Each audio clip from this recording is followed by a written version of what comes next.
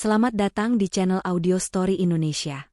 Semoga penonton video ini mendapatkan kesehatan dan rezeki yang berlimpah. Jangan lupa like, komen, dan subscribe untuk mengetahui episode selanjutnya. Kisah kali ini menceritakan tentang Agnes, seorang remaja 17 tahun, pindah ke kota kecil bersama ibunya.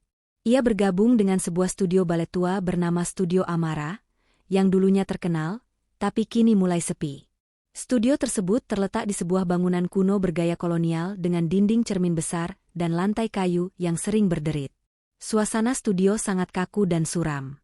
Beberapa murid senior terlihat enggan berlatih hingga malam. Di hari pertama latihan malam, Agnes merasa ada seseorang menari di ruangan cermin saat ia sendirian. Saat dilihat kembali, ruangan kosong. Ia mulai mendengar bisikan dan derit lantai seperti ada yang bergerak di luar irama musik. Apa yang akan terjadi selanjutnya? Tonton video ini sampai akhir. Hujan gerimis turun pelan saat mobil yang membawa Agnes dan ibunya berhenti di depan sebuah bangunan tua berarsitektur kolonial. Di atas gerbang besi yang sudah berkarat, tergantung papan kayu bertuliskan, Studio Amara. Catnya mengelupas, dan sebagian huruf hampir tak terbaca. "Ini tempatnya?" tanya Agnes, agak ragu. Ibunya mengangguk. "Iya," kata Bu Sinta, "tempat ini dulunya terkenal banget.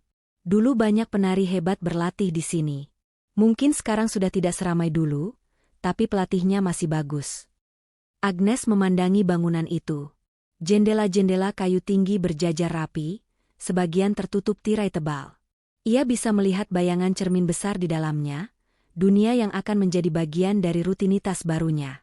Ia menarik napas dalam-dalam dan melangkah masuk. Di dalam, suasana terasa sepi dan dingin.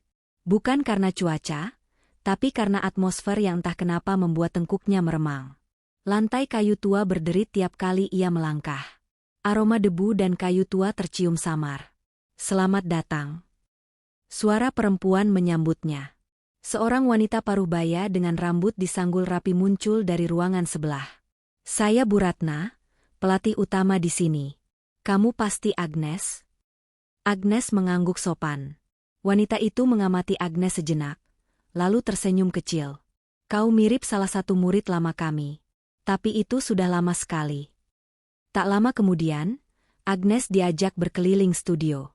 Ada 3 ruang latihan, satu utama dengan dinding cermin besar, dan 2 ruangan kecil untuk latihan privat. Di ruang utama itulah Agnes akan mulai berlatih besok.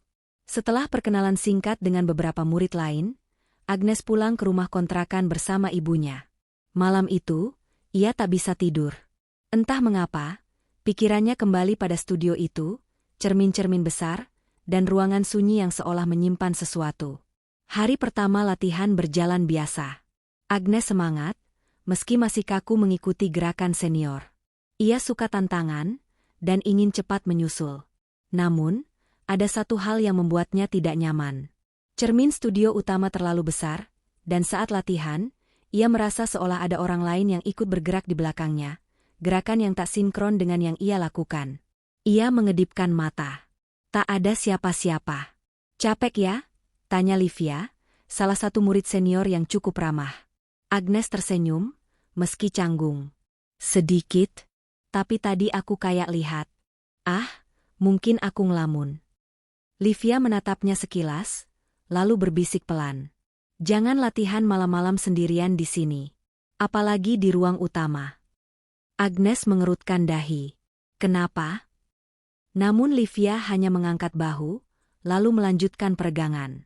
Tidak ada penjelasan. 2 hari kemudian, studio mulai sepi lebih cepat. Beberapa murid pulang sebelum matahari terbenam. Agnes, yang merasa masih kurang latihan, memutuskan tetap berlatih. Ia tinggal di studio hingga senja berubah menjadi malam. Lampu di ruang utama sudah mulai redup. Musik dari speaker tua mengalun pelan. Agnes berdiri di depan cermin, mencoba menghafal gerakan demi gerakan. Ia sendirian. Saat ia mengangkat kakinya ke posisi arabesque, suara langkah kaki terdengar dari belakang. Cepat, ringan, seperti langkah seseorang yang sedang menari.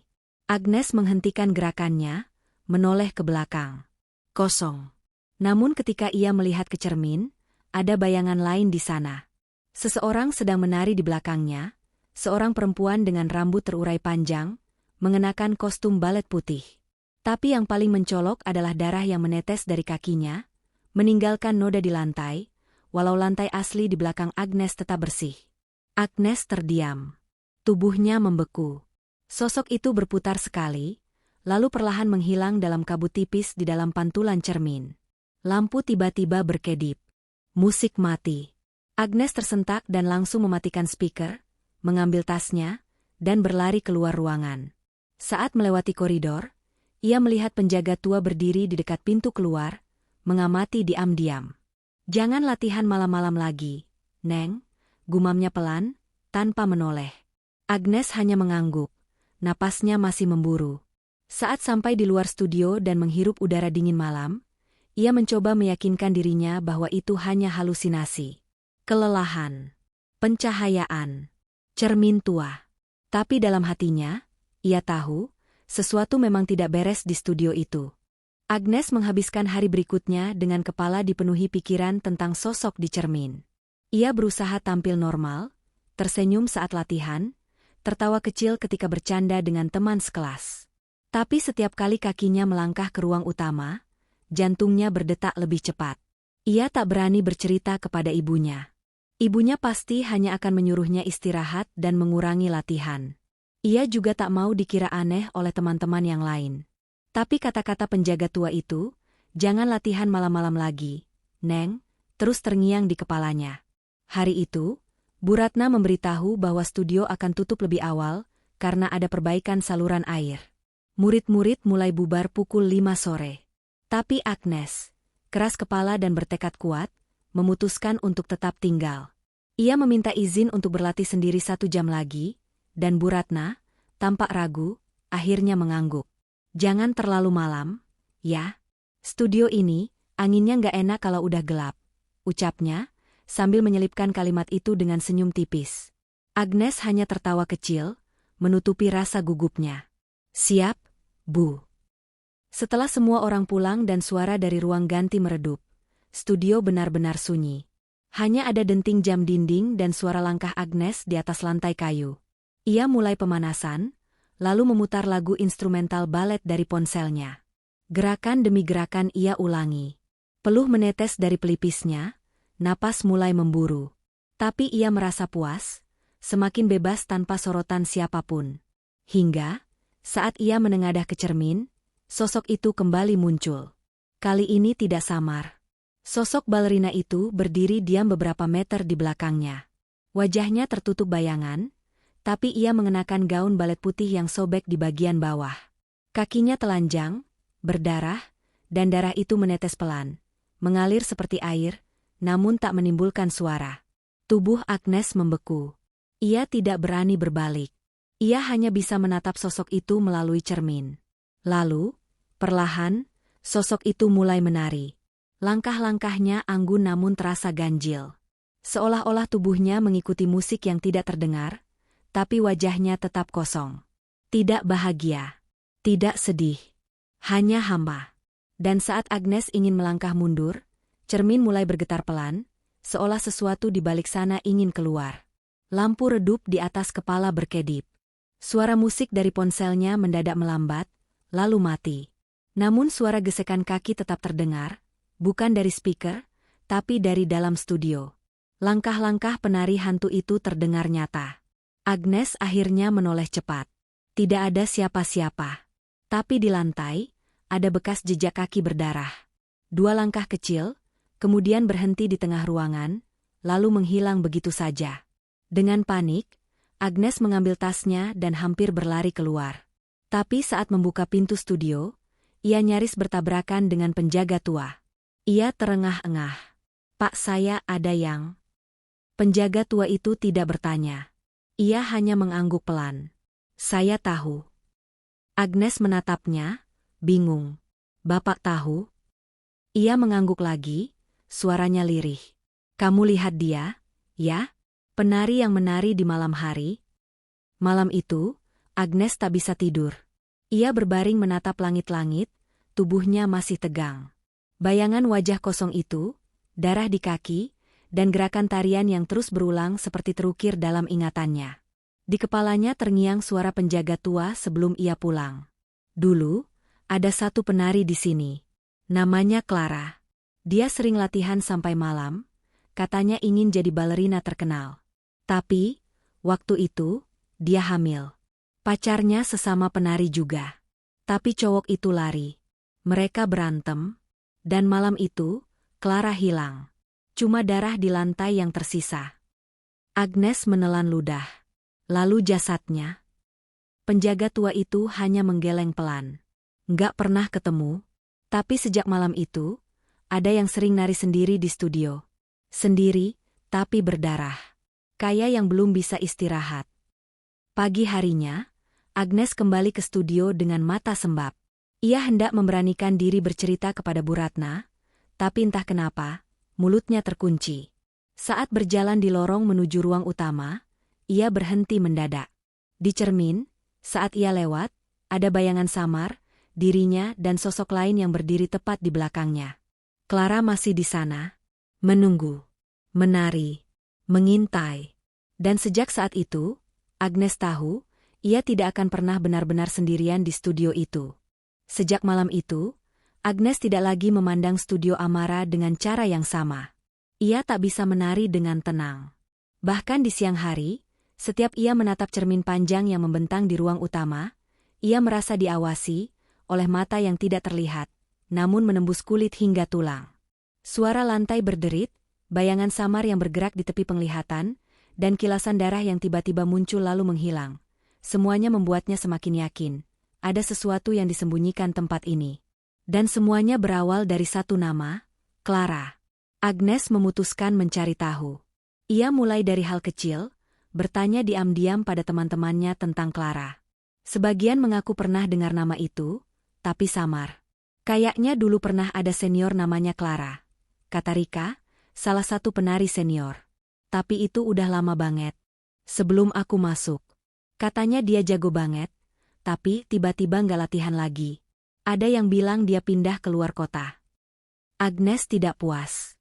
Ia pergi ke perpustakaan kota, mencari koran-koran lama dan dokumen sejarah lokal.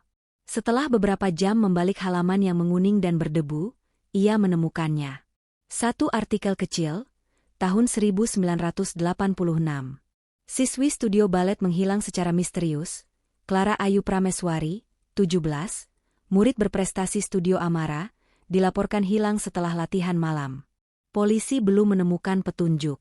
Studio tempatnya berlatih menutup informasi atas permintaan keluarga.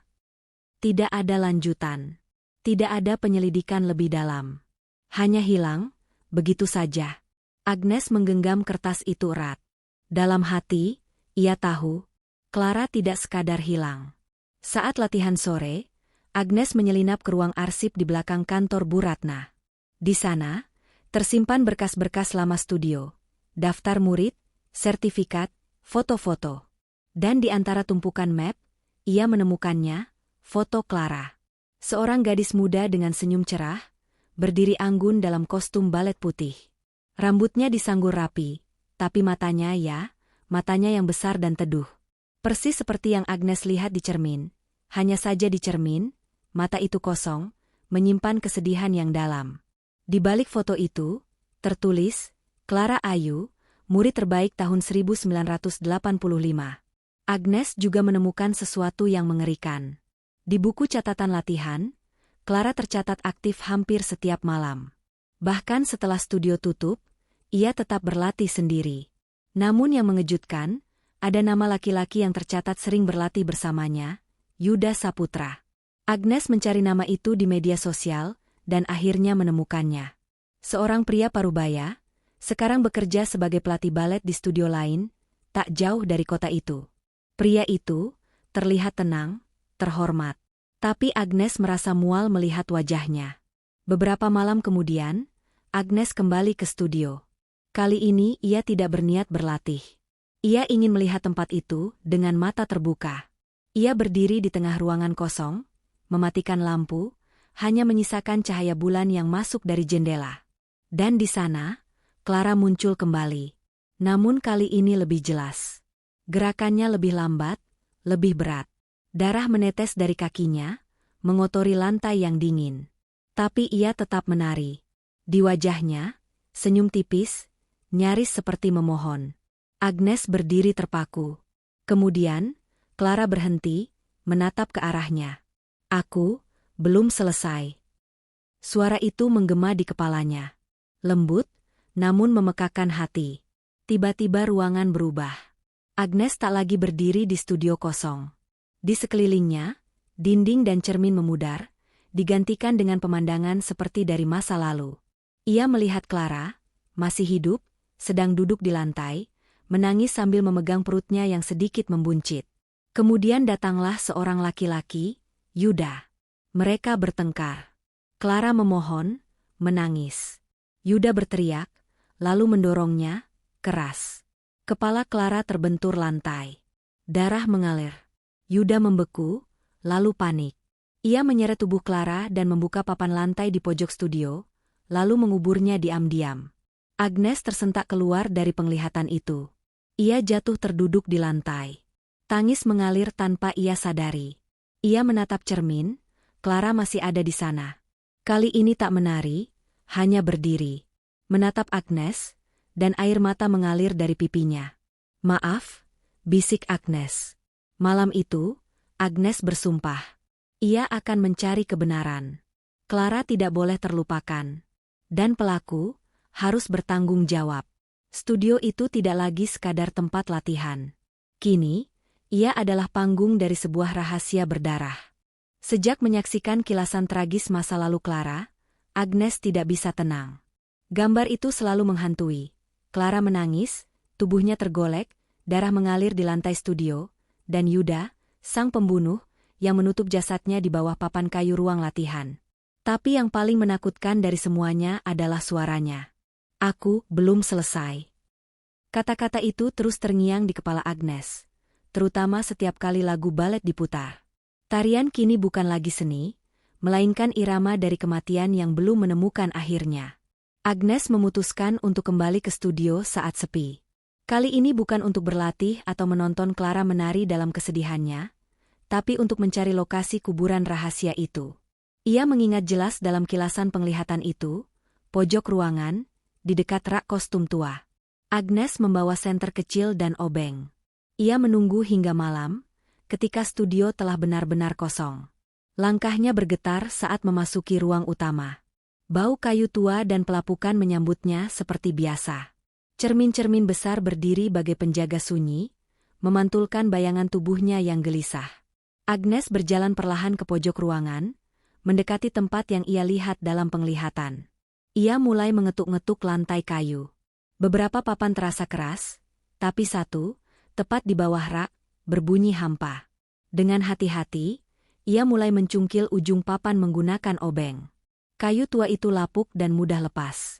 Setelah beberapa menit menggali, ia mencium bau aneh, campuran tanah basah dan sesuatu yang membusuk. Tangan Agnes gemetar saat ia menarik papan terakhir. Di bawahnya, ada sobekan kain balet putih yang masih menempel tanah.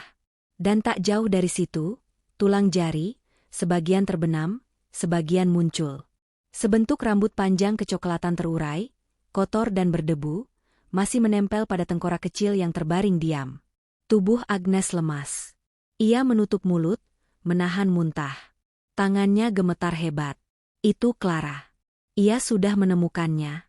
Hari berikutnya, Agnes melaporkan temuannya pada polisi secara anonim. Ia takut, tapi tahu ini harus dilakukan. Beberapa hari kemudian, berita itu menyebar, kerangka remaja ditemukan di bawah lantai studio balet lama. Pihak kepolisian memulai penyelidikan kembali kasus lama yang tertutup selama hampir 40 tahun. Nama Clara Ayu kembali muncul di media lokal, kali ini bukan sebagai siswi hilang, tapi korban pembunuhan. Dan tak lama kemudian, satu nama lagi disebut sebagai tersangka kuat, Yuda Saputra, mantan murid dan sekarang pelatih balet terkemuka. Ketika Yuda dipanggil polisi untuk dimintai keterangan, ia menolak semua tuduhan. Ia bersikeras tidak tahu apa-apa, bahwa Clara memang pernah menjadi temannya, tapi hilangnya Clara adalah musibah masa lalu yang tidak berkaitan dengannya. Namun, bukti fisik mulai mengarah padanya. Surat-surat latihan, catatan harian studio, dan saksi tua seperti penjaga studio dan Bu Ratna, yang dulu memilih diam karena takut reputasi studio hancur, mulai angkat bicara. Clara ternyata memang hamil, dan Yuda adalah satu-satunya orang yang memiliki akses ke studio pada malam Clara menghilang. Dan saat semua mulai terbuka, sesuatu mulai terjadi. Studio Amara menjadi tempat angker sungguhan. Bahkan di siang hari, cermin sering retak tanpa sebab, speaker menyala sendiri memainkan musik balet yang melambat seperti suara kematian. Seorang murid dilaporkan pingsan karena melihat sosok berdarah menari di belakangnya. Livia, salah satu teman Agnes, tiba-tiba berteriak histeris saat sedang ganti kostum, mengaku melihat Clara duduk di pojok ruang ganti dengan mata menangis darah. Studio mulai kosong. Satu persatu murid mengundurkan diri. Dan malam itu, tepat seminggu setelah tulang Clara ditemukan, Yuda tewas. Tubuhnya ditemukan di studio tempatnya melatih. Ia tergantung di depan cermin besar, mengenakan kostum balet putih. Kaki telanjangnya berdarah, seperti sedang menari sampai akhir hayatnya. Polisi menyebutnya bunuh diri. Tapi Agnes tahu, itu bukan bunuh diri. Itu adalah pentas terakhir Clara. Seminggu setelah kematian Yuda, studio Amara ditutup permanen. Papan nama dicabut, dan bangunan dibiarkan kosong. Agnes berdiri di depan gerbang tua itu untuk terakhir kalinya. Angin sore bertiup pelan, membawa bau debu dan kenangan. Ia menatap jendela lantai 2, dan sesaat, melihat sosok Clara berdiri di balik kaca. Namun kali ini, Clara tersenyum. Tak sedih, tak berdarah. Hanya tenang. Dan dalam hatinya, Agnes tahu, Clara akhirnya selesai. Sejak tragedi itu terungkap, hidup Agnes perlahan berubah. Studio Amara kini hanya bangunan kosong yang mulai ditumbuhi lumut dan semak liar. Orang-orang menjauhinya. Beberapa menyebut tempat itu rumah hantu penari. Sebagian lagi hanya menyebutnya sebagai bangunan sial. Namun bagi Agnes, tempat itu adalah kuburan sebuah impian. Bukan hanya impian Clara, tapi juga miliknya sendiri. Ia tak pernah lagi menari. Bahkan ketika ibunya membujuknya ikut les balet di tempat lain, Agnes menolak. Setiap kali musik balet diputar, tubuhnya gemetar. Hatinya langsung tertarik kembali ke malam-malam penuh cermin berdarah, langkah kaki tak kasat mata, dan senyum pilu dari dunia yang sudah lama mati. Tetapi Clara sudah bebas. Itu yang terus ia yakini. Dan keyakinan itu membuatnya bisa tidur nyenyak untuk pertama kalinya setelah berbulan-bulan. Beberapa bulan kemudian, Agnes menerima surat dari kantor polisi.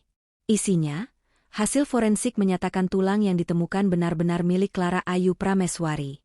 Bukti DNA cocok dengan catatan medis lama dan sisa dokumen keluarganya.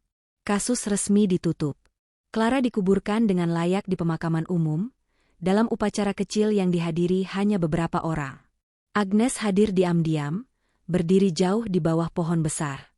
Hujan turun gerimis hari itu, seakan langit pun ikut menangis. Tapi di dalam dada Agnes, ada sesuatu yang menghangat. Ia tahu, Clara bisa istirahat sekarang. Kamu nggak sendirian lagi. Ia membisikkan kata itu pelan, sebelum pergi meninggalkan makam. Tapi kisah itu tak berhenti di sana. Suatu malam, berbulan-bulan setelah pemakaman, Agnes mendapat mimpi yang sangat nyata.